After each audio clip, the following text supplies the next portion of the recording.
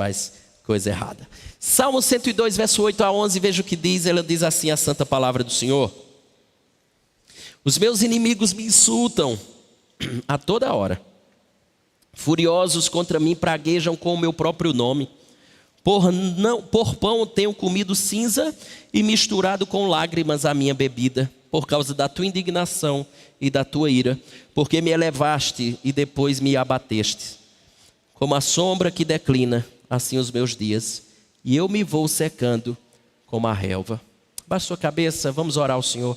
Deus bendito, dê-nos graça para que possamos dar continuidade na meditação nesse salmo tão precioso, entendendo que nós não estamos aqui à toa, que esse dia não foi um dia que escolhemos em vir para a igreja do nada. Nós entendemos que o Senhor conduz a nossa história, e entendemos que isso faz parte também de avisos que o Senhor nos dá, exatamente a fim de que venhamos a ter cuidados importantes para a nossa caminhada aqui cristã ser exitosa. Por esta razão, rogo para que a tua bênção repouse sobre a nossa vida, que estejamos bem atentos ao que a tua palavra nos diz e que saiamos daqui comprometidos com ela, para a glória e louvor do teu nome. Ajuda-nos nisso. Nós assim te oramos, no nome de Jesus. Amém. Eu não sei se você já viu, mas tem um site chamado Darwin Awards. E esse site, ele premia aquelas pessoas que tiveram um fim de vida inacreditável. Não sei se você já viu. Fiquei curioso e dei uma olhada. E é interessante porque, infelizmente, os vencedores, eles não sobreviveram para receber exatamente a premiação. Deixa eu explicar por quê. O Darwin Awards, ele condecora as mortes mais estúpidas possíveis. E para concorrer à distinção, a história precisa ser comprovada mediante recorte de jornal, certidão de óbito ou outro documento que comprove a veracidade daquela morte estúpida. E por aí vejamos algumas. Primeira delas, conta a história que o terrorista iraquiano Kai Hanajet enviou uma carta-bomba, mas não colocou o selo suficiente. A carta voltou para o emissário e ele abriu. Bum! Segunda morte. Dia 29 de janeiro de 2003, melhor dizendo, na cidade de São Paulo, um homem chamado Manuel Messias Batista Coelho, 35 anos. Ele foi limpar tanques de combustível de alguns caminhões. Como o ambiente de trabalho dele estava escuro, ele teve a brilhante ideia de acender um fósforo. E aí você já sabe. Terceira história. Sylvester Bridle Jr., 26 anos. Ele morreu ao ganhar uma aposta com seus amigos, Plínio, que afirmavam que ele não tinha coragem de pôr uma pistola na boca e puxar o gatilho. O Sylvester provou que tinha, mas tinha muita coragem. E assim o fez. Quarta história. Nick Berrenan, 20 anos de idade. Ele foi apunhalado até a morte por um amigo chamado Jeffrey Hoffman, de 23 anos. Porque Hoffman queria mostrar que uma faca jamais atravessaria aquele colete que seu amigo estava utilizando. A faca atravessou. E várias vezes. E assim se foi. O que é que eu quero dizer com essas 4 histórias, com esse site que premia as mortes mais estúpidas que alguém passa? É simplesmente dizer uma coisa para você. Que quando nós tomamos uma decisão errada, ela pode ser fatal. Ou, se não for fatal, pode trazer muitos problemas para a sua vida. Guarde isso no coração. E eu quero que você conecte essa questão a uma coisa chamada pecado. O pecado, se você não tiver cuidado, ou ele será fatal, ou ele trará enormes danos para a sua vida. E isso é interessante se pensar por uma razão muito simples. Porque nós estamos diante de um salmo que é um relato de um homem que está inserido numa nação, e uma nação que era tida pela nação de Deus, e essa nação tinha um compromisso com Deus, de ser obediente a Deus, de viver para Deus, de ser um modelo para as nações vizinhas. Deus já havia estabelecido com eles um pacto, uma relação, um acordo, de que eles deviam viver em obediência, e vivendo em obediência eles haveriam de desfrutar das bênçãos que Deus assim lhes concedia. Por outro lado, se eles vivessem em desobediência, isto é, quebrando a lei de Deus, pecando contra os céus, virando as costas para aquilo que Deus dizia, e essa era exatamente a questão em si, Deus dizia que ele haveria de derramar juízo, haveria de ter consequências, e consequências drásticas pelos pecados cometidos. Dentre eles, se eles cometessem determinados pecados e não se arrependessem, não se voltassem para o Senhor, o texto sagrado diz, Deuteronômio capítulo número 7, por exemplo, que eles haveriam de ser invadidos por nações inimigas, que eles teriam a nação totalmente destruída, que eles seriam levados cativos, e esse é exatamente o caso em questão. Esse povo, que era o povo de Deus, que era a nação do Senhor, a cidade santa Jerusalém, o povo estava corrompido, o povo havia virado as costas para Deus, o povo dizia que servia a Deus, mas simplesmente quebrava a lei do Senhor.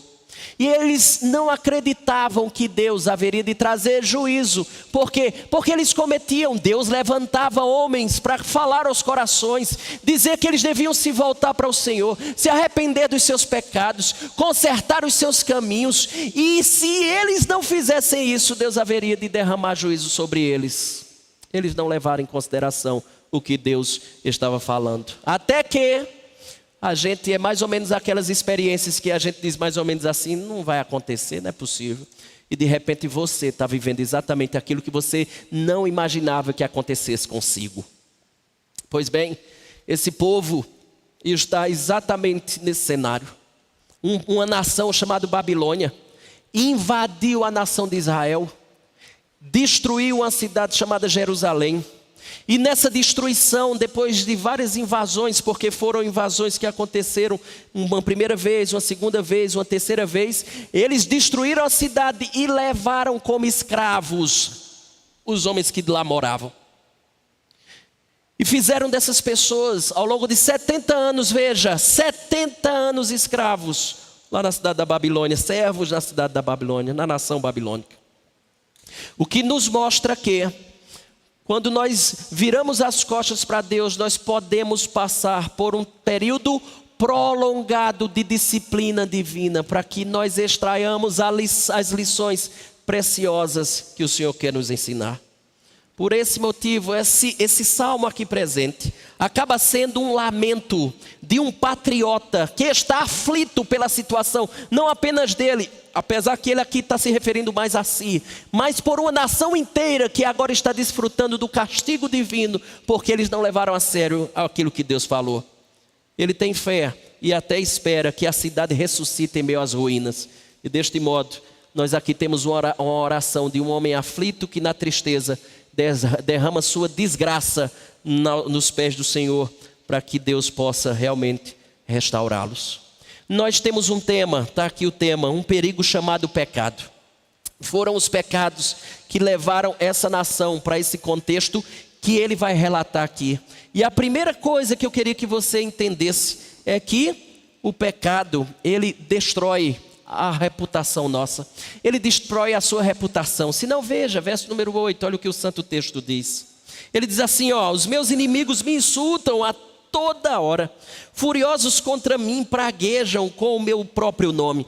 Leia sempre comigo essas passagens, verso 8 a 11, com esse pano de fundo. Um povo que pecou contra o Senhor, um povo que virou as costas para Deus, um povo que não atendeu aos vários chamados que Deus fez, dizendo assim, voltem-se, se arrependam, o caminho que você está percorrendo está errado, preste atenção no que você está fazendo, você está pecando contra os céus. Foram vários chamados de Deus. Então leia com esse pano de fundo.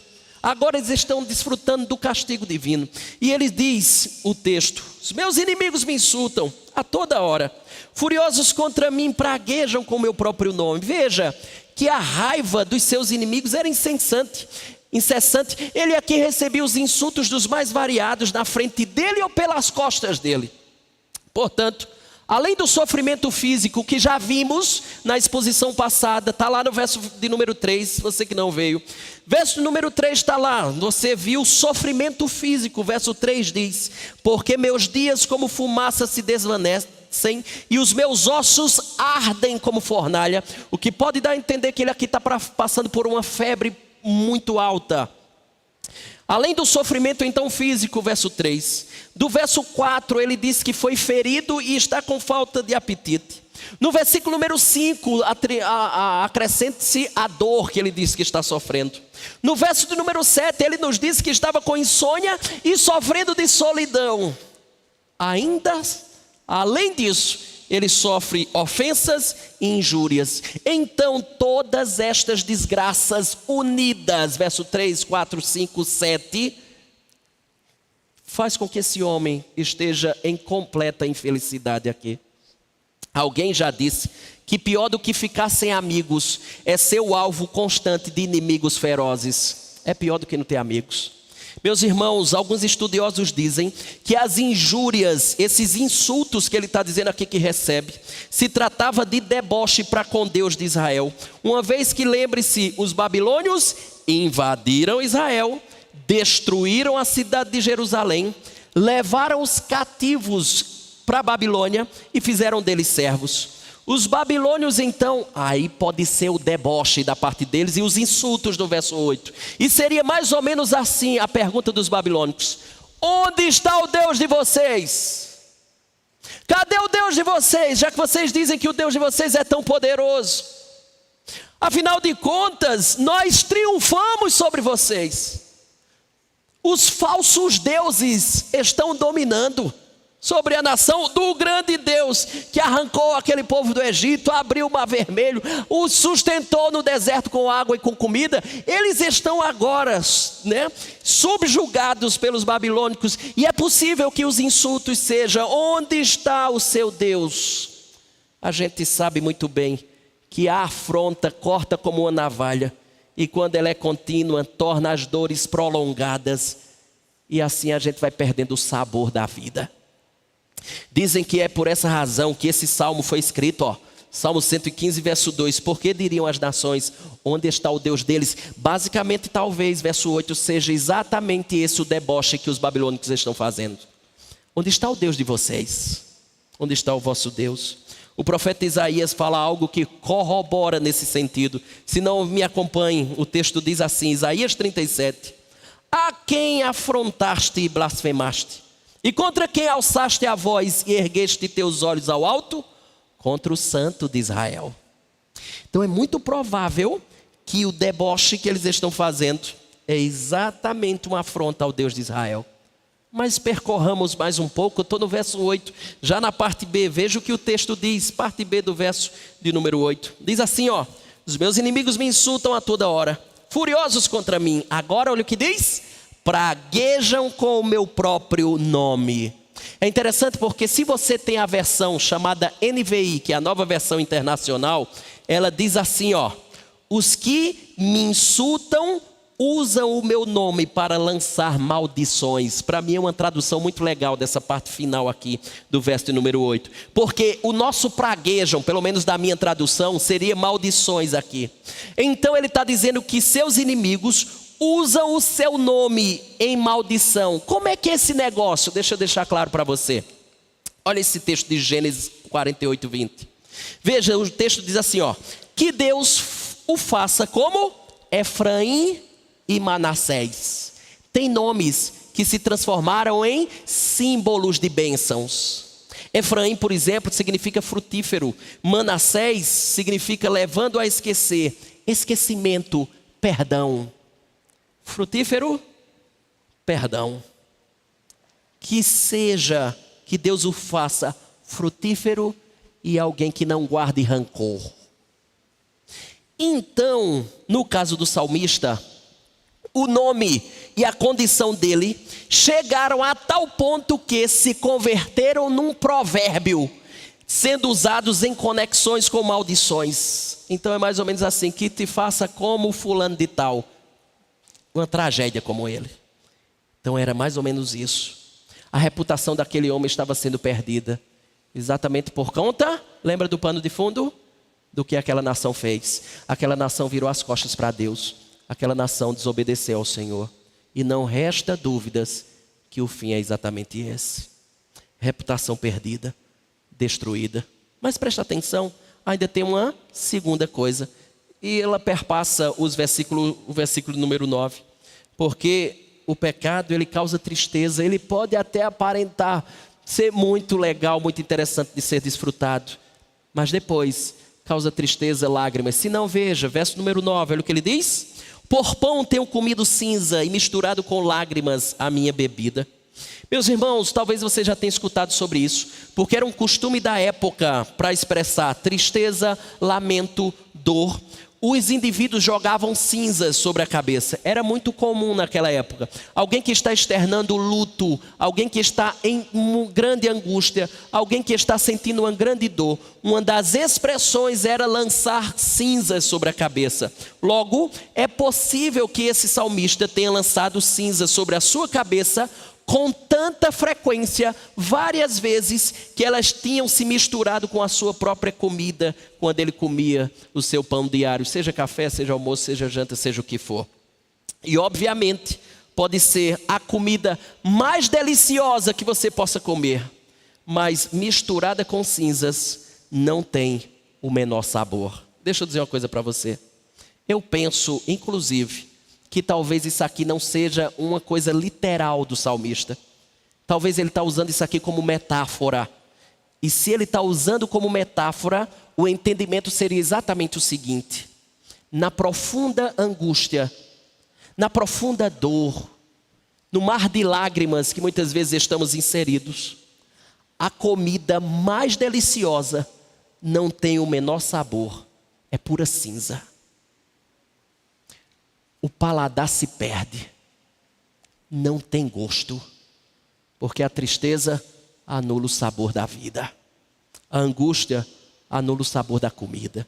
Eu entendo que talvez seja exatamente isso aqui. E sabe o que ele está tentando me dizer e a você? É que quando a gente está diante de um pecado cometido e começa a desfrutar do amargor daquele pecado, até as coisas boas da vida vão perdendo a beleza. Até as cores vão ficando preto e branco. Até as coisas saborosas perdem a graça. Por quê? Porque o pecado é capaz de transformar coisas boas em coisas ruins. Mas observe, ele diz uma coisa muito interessante no verso ainda de número 9. Na parte B ele diz assim, ó: por pão tenho comido cinza. Aí ele diz, e misturado com lágrimas a minha bebida. Escute, a sua bebida se tornou tão nauseante ou tão sem sabor quanto a sua comida. Por quê? Porque ele diz que as suas lágrimas se misturam com a sua bebida. E aqui tem um ponto interessante que eu queria que você percebesse. O que são as lágrimas, se não um líquido salgado? É ou não é verdade? Você já provou? O que são as lágrimas, se não um líquido salgado? E o sal é adequado para matar a sede de alguém? Você, tanto como eu, sabe que não. Nós não podemos dizer então que aqui o remédio é pior que a doença.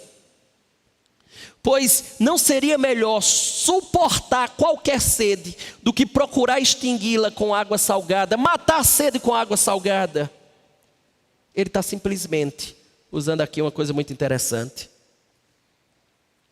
É que a angústia de uma vida que está desfrutando as consequências do pecado é de que muitas vezes aquele momento vivido em meio às lágrimas vão aumentando ainda mais a dor. Ele está aqui enfatizando a profunda angústia que ele está vivenciando. Lamentações e choro eram os seus alimentos contínuos, eram a sua dieta diária. Qual é o assunto então que ele traz? Primeiro, nós já vimos que um perigo chamado pecado, quando cometido, ele destrói a reputação, verso número 8. Que ele causa tristezas, lágrimas, verso número 9. Mas veja que coisa interessante, a gente não está muito acostumado com esse tipo de discurso. Veja que ele tem um assunto aqui que faz com que ele ainda fique mais perturbado ainda. Está aí, verso de número 10 a 11, aqui é o nosso terceiro e último ponto dessa noite. É que o pecado, ele arruína a vida da pessoa. Se não, veja, eu estou no verso 10, ele diz assim, ó: por causa da tua indignação e da tua ira, porque me elevaste e depois me abateste. Veja que ele está aqui mostrando, ele está aqui apresentando uma amostra da ira divina, que foi demonstrada na destruição daquela nação escolhida. Uma amostra da ira divina foi também evidenciada no triste cativeiro daquelas pessoas, passando ali anos e mais anos como escravos daquela nação. Foi exatamente os pecados cometidos por eles que fez com que essa nação inteira desfrutasse de circunstâncias como essa que o salmista aqui está dizendo. Assim sendo, me escute, ao reconhecimento de que Deus, veja, a gente não está acostumado com esse tipo de discurso, ao entendimento aqui do salmista de que Deus está tratando, porque a palavra interessante, a expressão interessante aqui, é que no hebraico ele diz assim: a tua ira, o teu furor. É Deus que está aqui usando essa nação para nos disciplinar, para tratar conosco, para nos corrigir, para mostrar que o que Deus realmente dizia, que haveria de tratar com o seu povo, tratar com seus filhos, e que ele acordou há tempos atrás, é a mais pura verdade, e ele vai fazer isso exatamente conosco. Agora observe o ponto aqui.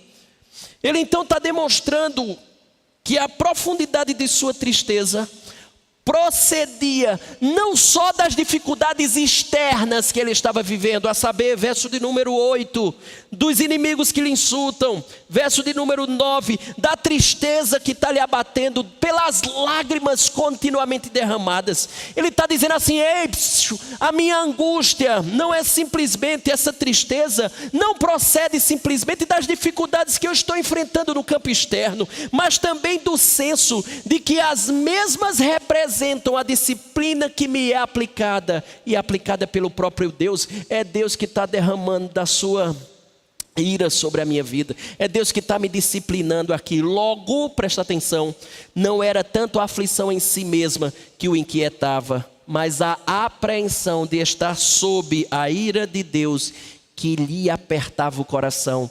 Leia-se verso número 10. Aqui eu gostaria de destacar algo que eu acho que é oportuno.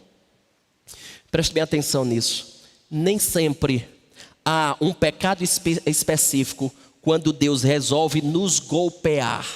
Todavia, quando Deus, pois, nos golpeia com sua mão, nós não devemos meramente gemer sobre os açoites que nos são infligidos, mas nós deveríamos levar em conta uma possível causa porque realmente Ele está nos humilhando naquela ocasião. E eu penso que essa sim é uma ocasião que nós deveríamos levar como grande vantagem, aprender o que é que Deus está fazendo. Será que existe algo que eu estou cometendo? Será que existe algo que eu estou fazendo? E é por essa razão que Deus está pesando a sua mão sobre mim.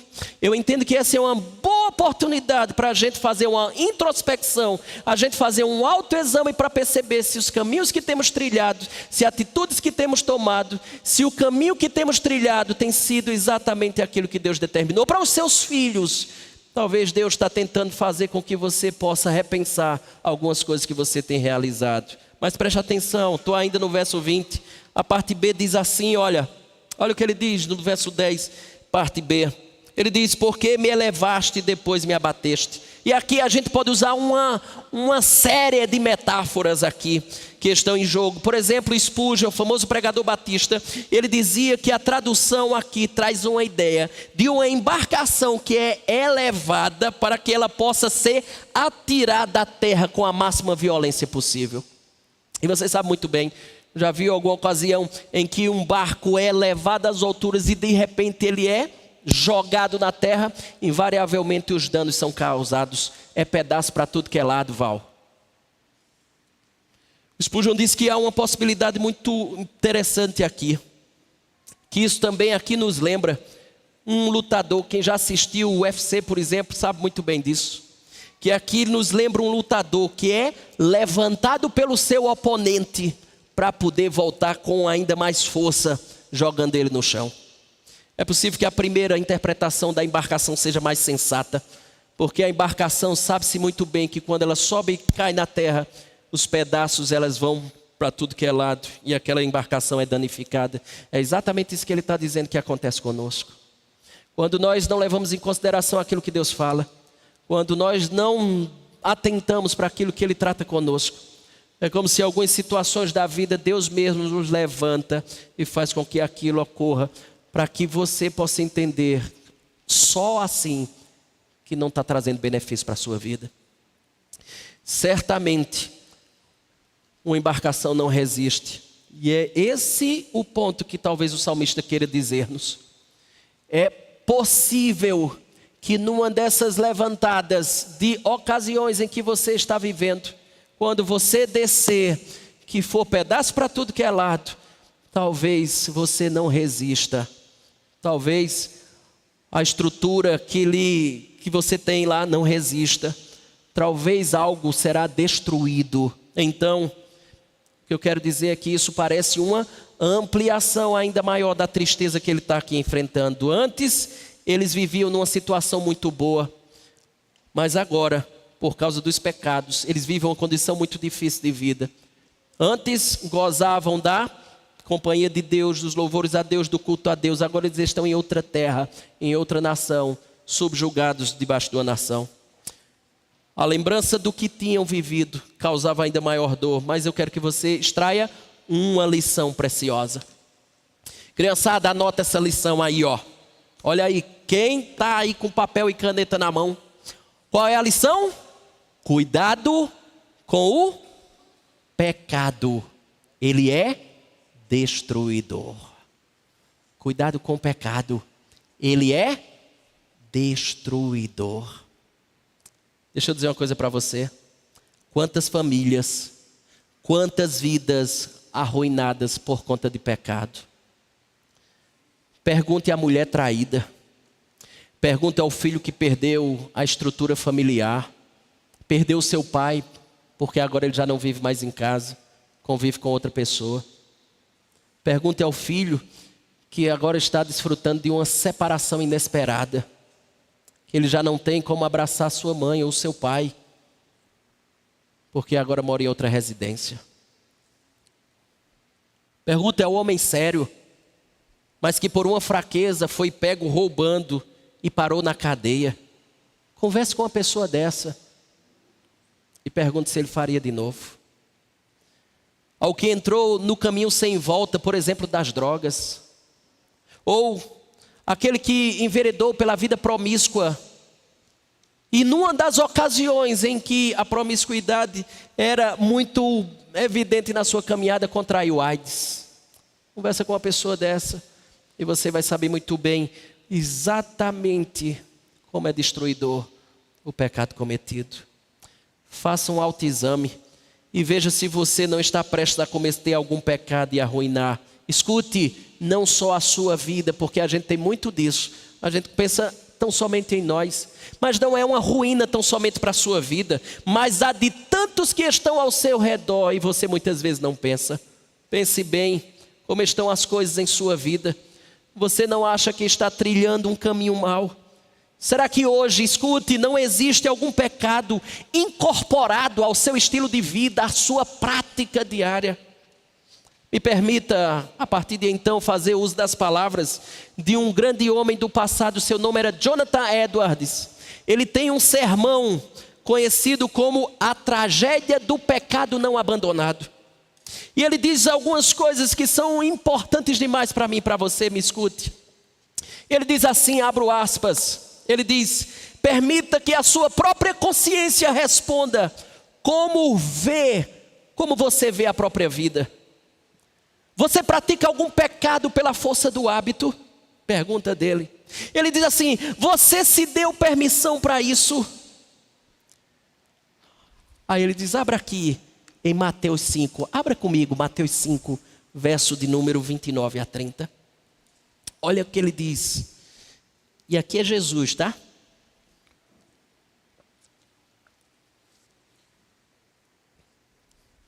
Mateus 5, 29.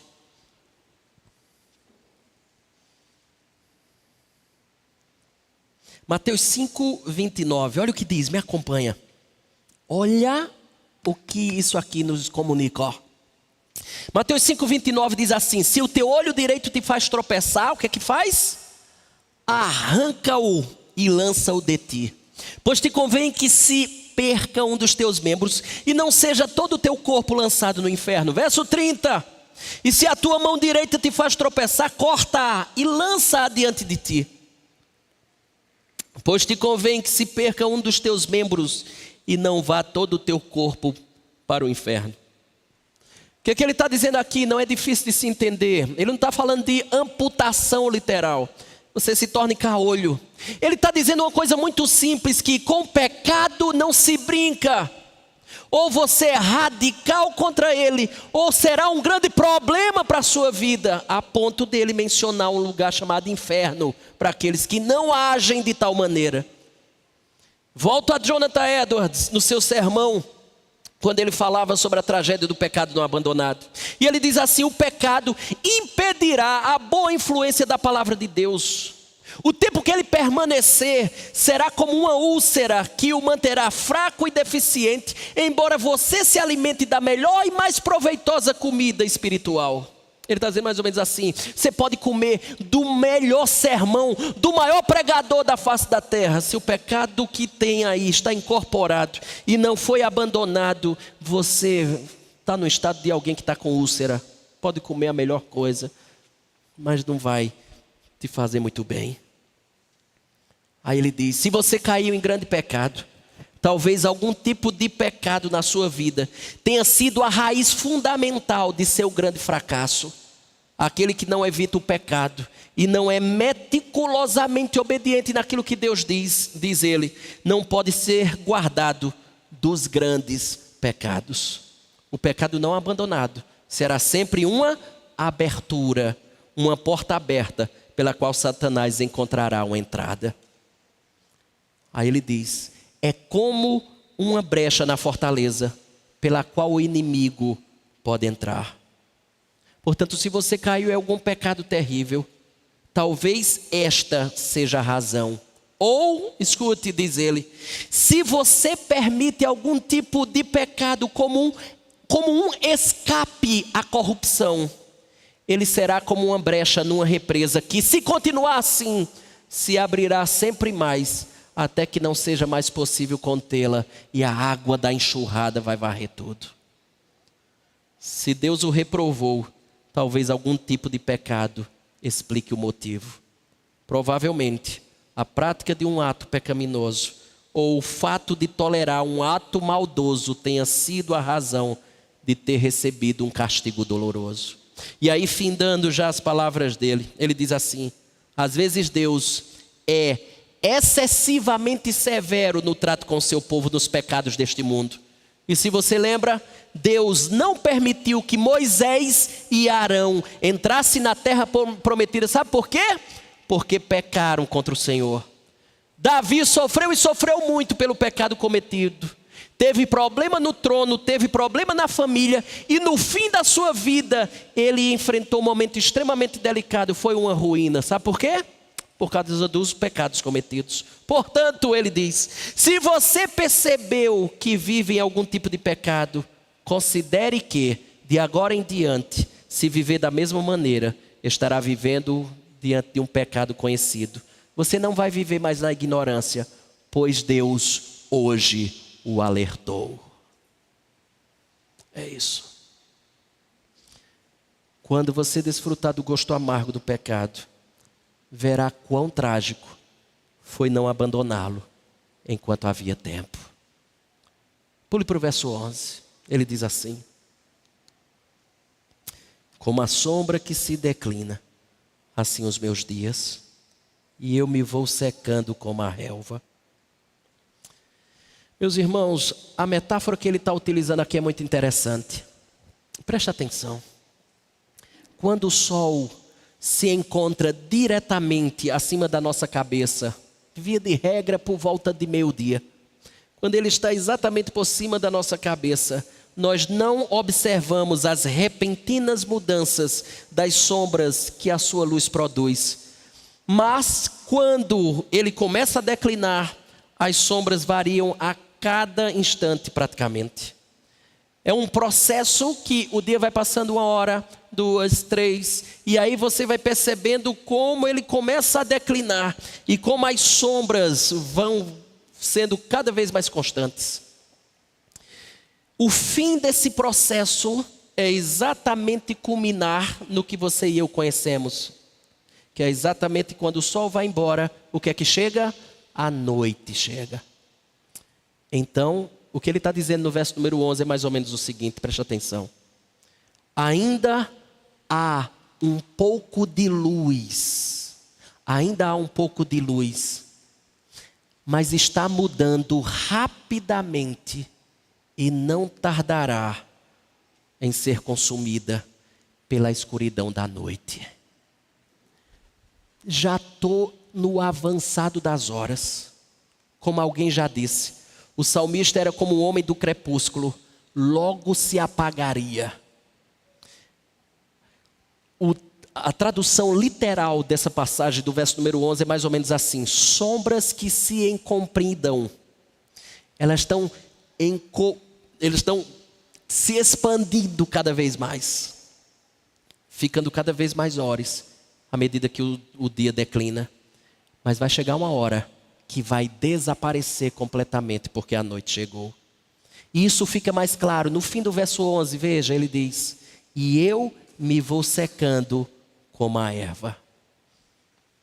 E óbvio que uma erva, quando é inserida secando, é porque ela está morrendo, ela está indo embora. Há ocasiões em que, por causa das circunstâncias da vida, a existência se torna meramente uma morte que respira. E é interessante porque tudo isso que ele está falando tem um pano de fundo. E o pano de fundo se chama uma coisa estabelecida pela Escritura como pecado. Preste bem atenção. O que ele está tentando mostrar para mim e para você é que a experiência que ele passou, ele não desejava continuar a passar. Por quê? Porque existe uma ferida profunda. Verso de número 4. Ele está enfermo, verso 3. Ele está gemendo, verso 5. Ele está em ruínas, verso 6. Ele está solitário, verso 7. Ele perdeu a reputação, verso 8. Só são lágrimas e até as coisas saborosas da vida perderam o sabor, verso 9. Ele está recebendo da ira divina. A sua vida está indo embora. Tudo isso é um homem sofrendo as dores e consequências de atitudes erradas. Deixa eu compartilhar com você uma história que certa vez eu li em algum lugar, não lembro onde. Conta-se que um domador, ele treinava uma cobra jiboia, aquelas grandonas. Conta que ele era domador de circo e ele tinha uma apresentação no circo.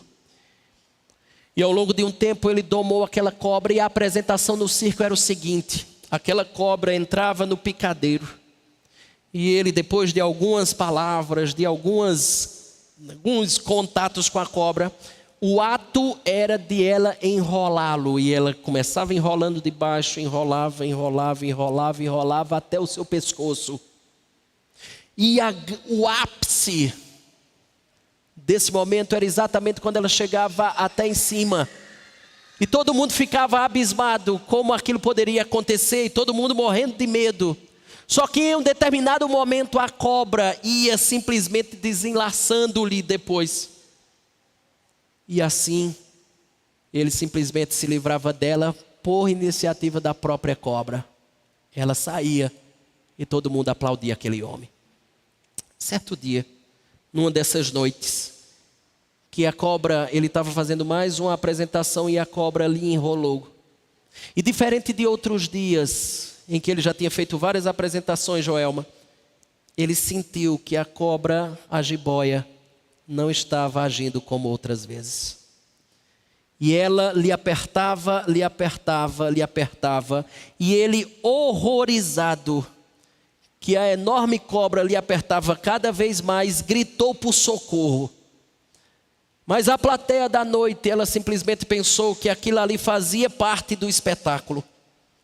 E só perceberam que não fazia, quando aquele homem simplesmente desfaleceu e estava já mole, caindo morto no abraço da jiboia.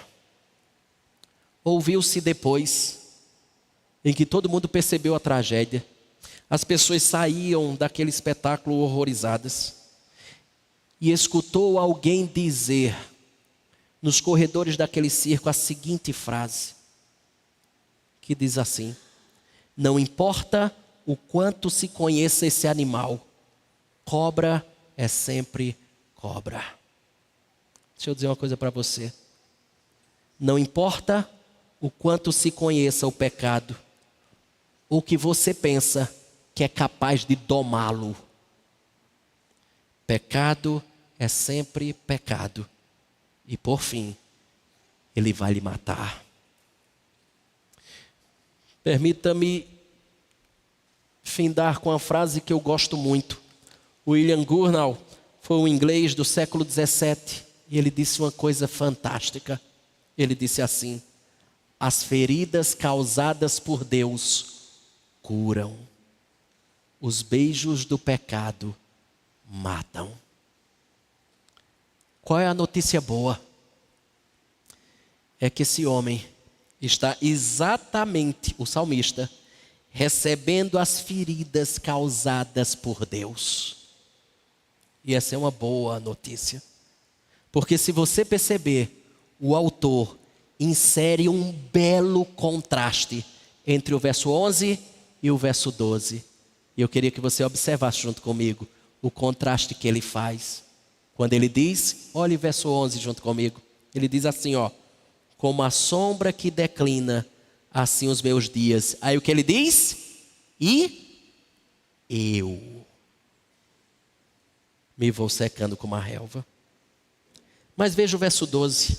Ele diz, mas em algumas traduções essa adversativa é perspicaz. Mas, qual é a primeira expressão que tem aí? No verso 12? Qual? Tu. Eu desvaneço. Estou indo embora.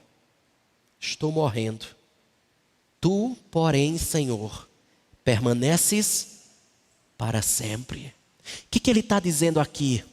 Tu vives eternamente. Não tens problemas com a morte. Portanto, tu és capaz de refazer a minha vida. Eu não sei se esse é o seu caso. Se não for, há um grande alerta da parte de Deus para com as coisas que estamos flertando nesse mundo. Para aquelas coisas que são pecaminosas, mas que a gente tem insistido em brincar com elas. Nunca esqueça, pecado é sempre pecado. E um dia ele nos matará. Eu estou indo embora. Tu és para sempre. Permaneces para sempre. Tu és o único capaz de restaurar a minha vida. Só que isto são cenas para o próximo capítulo, domingo que vem. Baixa sua cabeça, vamos orar? Deus bendito, eu queria te pedir uma coisa muito especial. Eu queria te rogar por cada vida aqui presente, que talvez tenha se envolvido com algo que o Senhor já deixou muito claro para ele, para ela, que tais pessoas não deveriam se envolver. Que isso não se harmoniza com aqueles que são filhos teus. Que isso não tem nada a ver com a vida que levamos. Deus de toda bondade, tem misericórdia daqueles que estão comendo a comida sem qualquer sabor. Que estão bebendo sua água, misturada com o sal das lágrimas, sem matar a sede da angústia que é contínua. Console-os na verdade preciosa do contraste final, de que é verdade que muitas vezes em ocasiões assim nós nos sentimos como se a vida estivesse se desfazendo, como estando perdidos.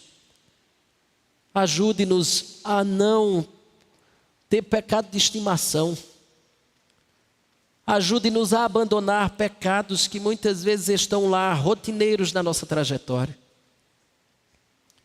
Para aqueles que talvez não estejam vivenciando dias tão turbulentos e difíceis, que hoje possa ter ficado um grande aviso da parte dos céus para conosco. Que o Senhor nos alerta para o nosso bem. Não é à toa que lá em Êxodo 20 o Senhor diz: não terás outros deuses diante de ti. Honra o nome do Senhor, não leve o nome do Senhor em vão. Que nós deveríamos guardar um dia para te santificar. Nós deveríamos honrar pai e mãe, não assassinar, não cobiçar, não dar falso testemunho, não adulterar. Enfim, Senhor, o Senhor diz tudo isso por uma razão. O Senhor quer o nosso bem. Logo, Senhor, nos ajude a sair daqui nessa noite com algo precioso no coração. Se a realidade de vida de alguém aqui é de estar envolto nas angústias de um pecado cometido, há uma grande mensagem de esperança, que tu permaneces para sempre. Tu és capaz de refazer a vida arruinada. E para aqueles que porventura não estão vivendo esse ano dias assim, tu és aquele que nos avisa dos perigos que podemos incorrer. Seja um ou outro, seja a esperança de alguém que pode encontrar um recomeço, seja o aviso que me previne de dias angustiantes. A tua bondade está explícita diante de nós, em não permitir que venhamos a viver uma vida seguindo um caminho totalmente contraditório ao que dizemos seguir.